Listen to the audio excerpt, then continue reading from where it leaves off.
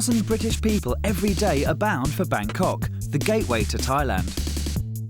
On the programme this week, two vastly contrasting expeditions.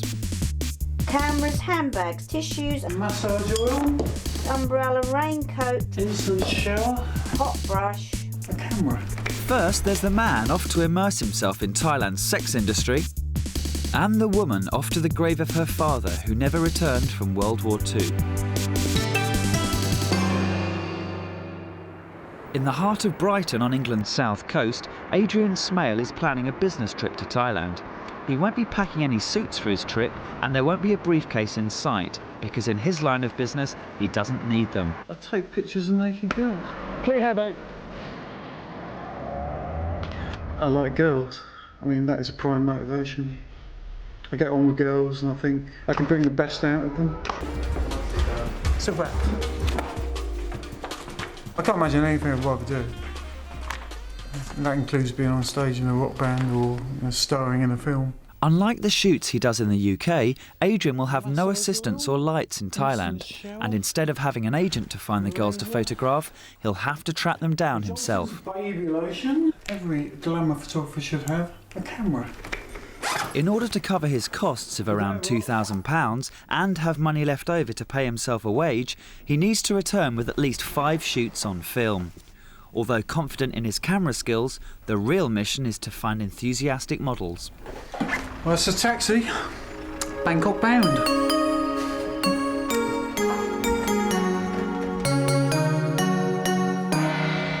Safely arrived in Bangkok, Adrian embarks on a 3-hour cab journey. His destination, Pattaya, a sex tourist playground where a large proportion of Thailand's estimated 250,000 prostitutes work. Adrian has found that there's an increasing demand for soft porn photos of Thai women who are seen as exotic by Western magazine editors. He's hoping to persuade some of these women to pose in front of his camera. For glamour photography, they've got absolutely the perfect body. The way their bum comes out, the curves. They've just got incredible boobs. Thai bar girls are cheaper than British models. Adrian only has to pay them £70 a shoot, as opposed to £300 back home. If the photos turn out well, the magazines will pay up to £1,000 for each set of 100 prints. Although Thailand is notorious for sex tourism, most British holidaymakers don't realise that prostitution is technically illegal here. However, prosecution is rare as long as the prostitute is 18 or over.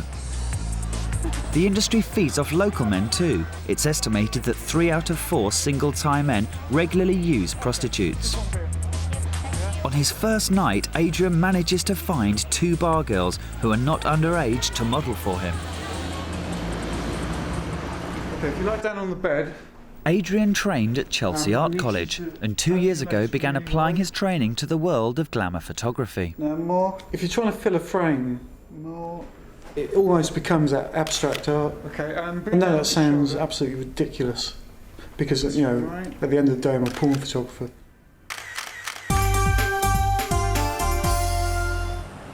The shoot goes well until it's time to pay the girls. Well, I just finished a shoot, took the girls downstairs.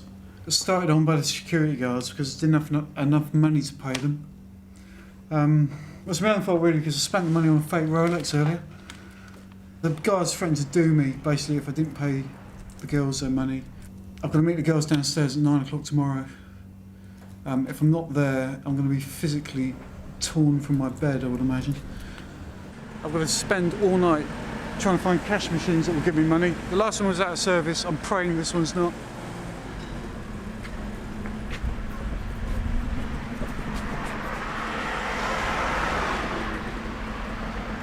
Fuck, man!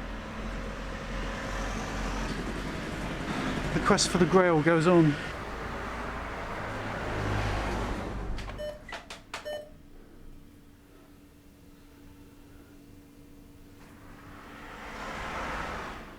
It's counting. Yes!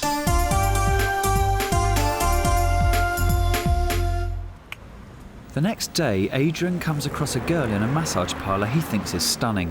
At first, he has trouble persuading her to pose for him, but eventually she agrees and goes back to his hotel room.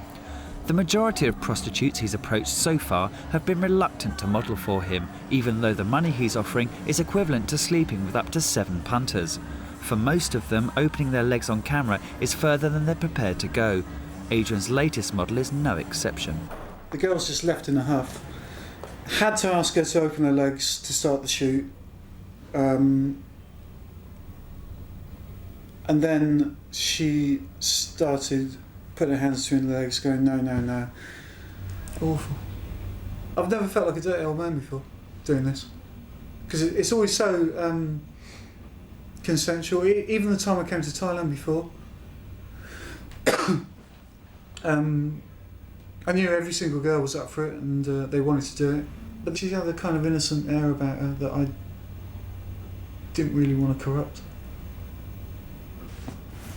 It was just very, very difficult to try and make her understand what I was trying to do.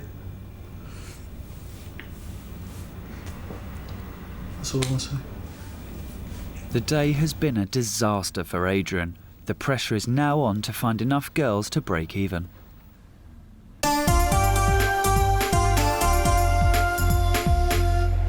Adrian's luck is changing. He's received a tip-off about 2 other girls that he finds rather exciting.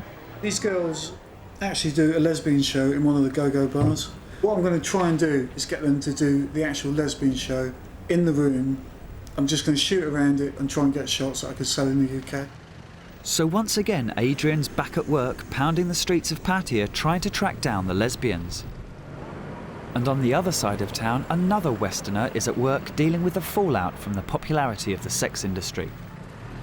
Sister Joan left her native island in 1958 and works in a Pattaya day centre for street children, run by an order of Catholic nuns. The sheer numbers of sex tourists who flock to Pattaya from around the world make it a potentially dangerous place for young children. Around 100 infants come here every day. Some of their parents work in the sex trade. The children come every morning at 9:30. They stay from 9:30 until 3:30.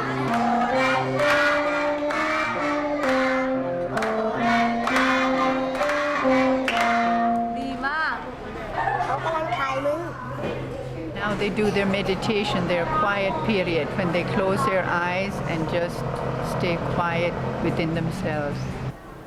Pattaya is known for a lot of sex tourism. So children who wander around the beaches during the day are really at risk. There are people around there who are interested in, well, sex with children, and they offer money to the children to either do masturbation for them or whatever. There are always older children who have learned, what to do, and they will teach the younger children how to do it. And whatever the money that's given to the younger child, well, then they get a cut in it.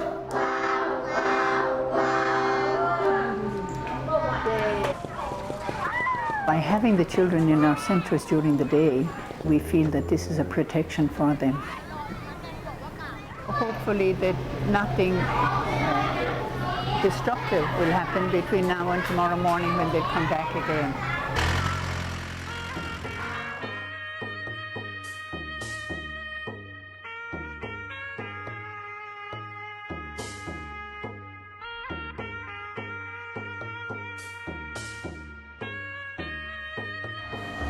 As night falls in Pattaya, the streets around the bars where Adrian searches for his models are teeming with children who are rubbing shoulders with sex tourists. Even though the Thai government has recently introduced tougher sentences for paedophiles, the danger remains.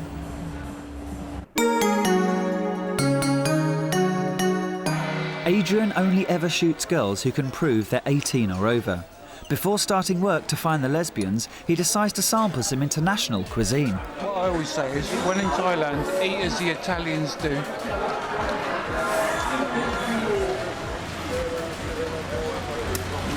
Right, that's me stocked up on my carbohydrates. Just going to find these dirty bitches. 10 minutes later, he finds the women he's been looking for. He has to pay each girl the equivalent of £10 to release them from the bar where they work.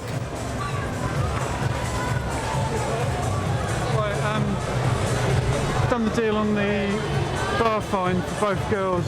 That looks like the shoot is definitely on. So I'm well up for this. This is it's going to happen. That's it. Good. Look at these girls. Yes. I'm really, really happy I found them. Oh man.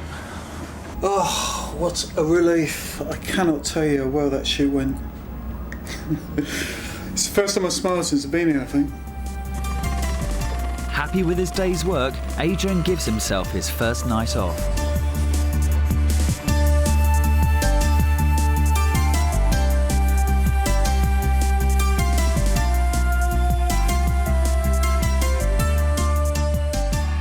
Head's absolutely banging. Got drunk as a skunk last night. I think I may have... Well, anyway, I woke up with a girl this morning. She's gone there. I can't quite remember what happened, to be honest. Over the next few days, Adrian managed to get 2 more shoots in with girls who didn't want to appear in front of our camera, so he's on the home straight. Got to try and get one more shoot up in Bangkok before I go home, and it would have been a fruitful journey.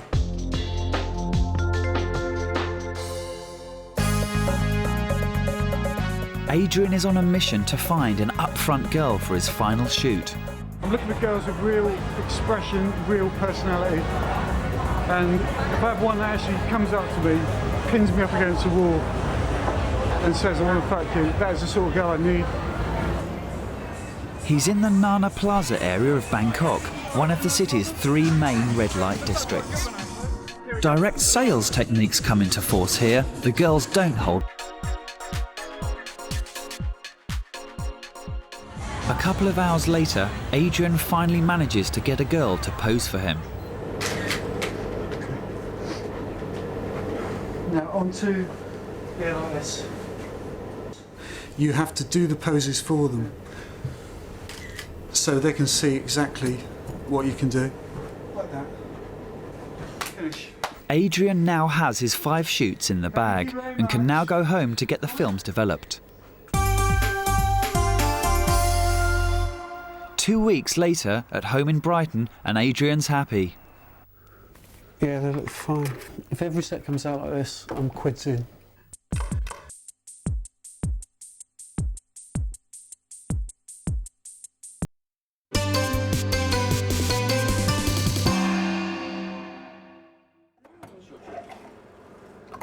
Pub landlady Shirley Jerome from Colchester in Essex is planning a pilgrimage to Thailand.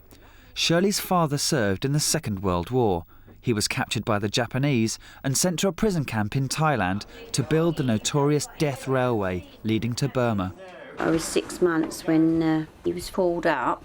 He was quite sad when he had to go off, obviously, and leave me and my mum behind.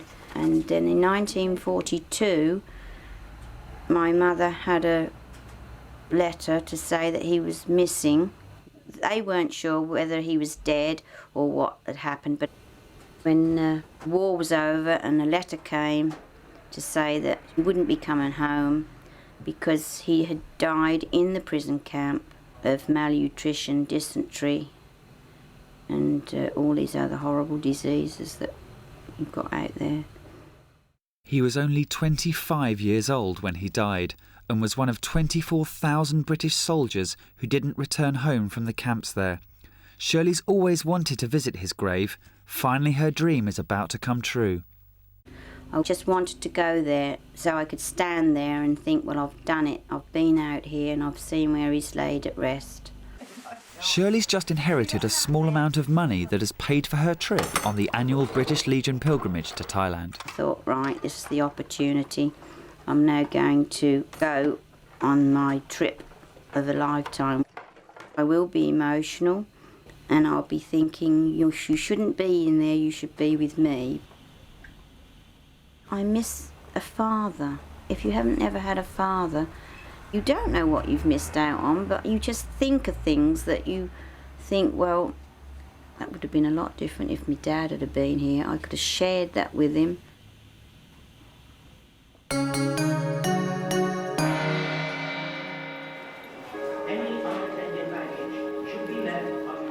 That's all I can say is Thailand, here I come. I'm really looking forward to it, but also I'm getting nervous. It's going to be quite a dramatic event when I get there.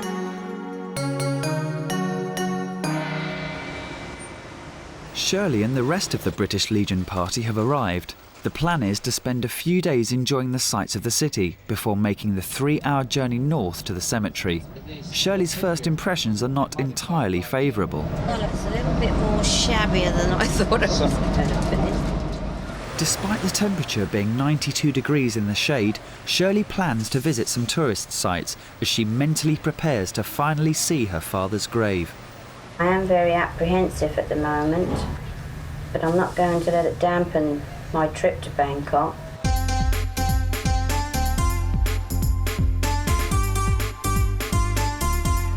Bangkok's famous for its markets, which are packed with counterfeit goods. Shirley's on the hunt for music by her favourite star. Cliff Richards, no Cliff.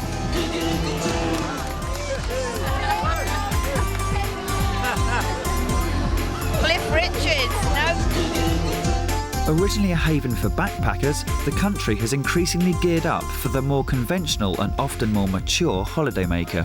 If anyone ever said to me I'd be riding an elephant, I would never believe it. Well, it's lovely up there, wasn't it, Mary? Slightly bumpier than the coach.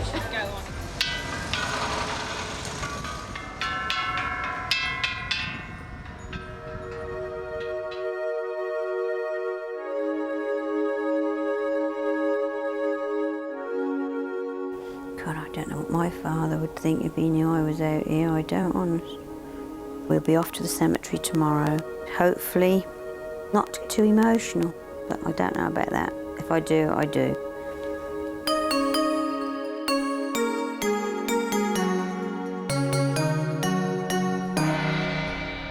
It's the morning Shirley has been building up to for 57 years. I don't know why I'm putting this on, because my father didn't believe in makeup, apparently, so my mother said. She never wears any. Never? No, never. After a 3-hour coach journey, the British Legion party arrive at the Kanchanaburi War Cemetery, where more than 3,500 British soldiers are buried.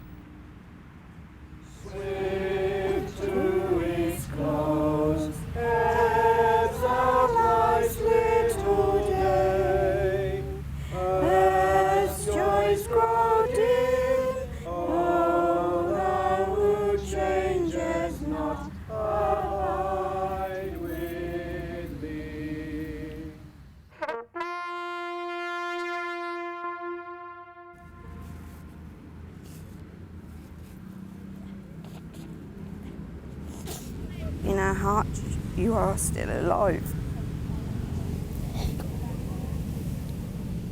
Your dear wife, Irene, constantly talks about you. You're never from our thoughts. And I'm sure she'll be thinking of you today. Because I've come on her behalf, as well as for my own benefit. The last thing I wanted to do was pay my respects to you.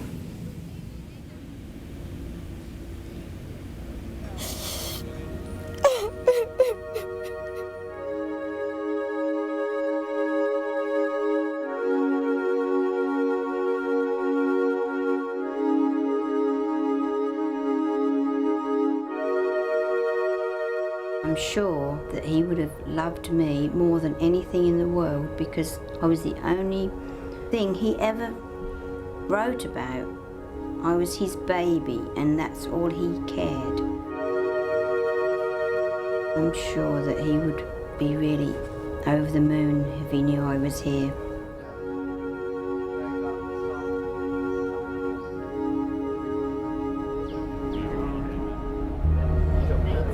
See you again one day.